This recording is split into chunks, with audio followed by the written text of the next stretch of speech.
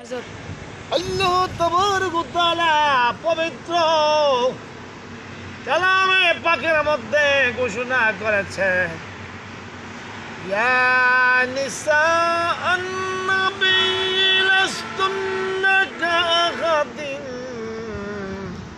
মিনান নিসা।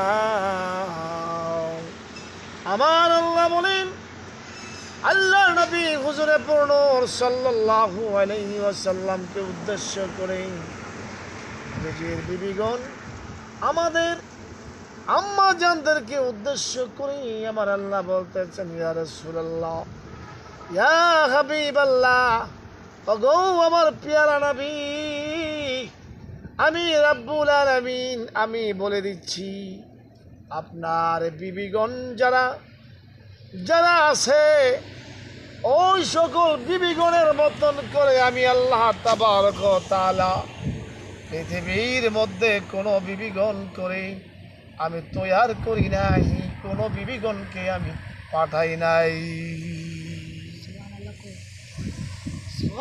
আল্লাহ নবী হুজুরে পূর্ণর হাদিস শরীফ এসেছেন, ইতিহাস প্রমাণ করেছেন, আমাদের আম্মা জান মা খাদিজাতুল কুবরা যখন দুনিয়ার জমিন থেকে বিদায় নেবে, বিছানার মধ্যে শুয়ে শুয়ে কান্নাকাটি শুরু করে দিলে আল্লাহর নবী ডেকে ডেকে বলতেছেন, ফাতেমা গো, ও ফাতেমা তুমি কোথায়? ফাতেমা দৌড়া দৌড়ি ছুটাছুটি শুরু করে বললেন, বাবা আমার আব্বা জান কেন ডাকতেছে?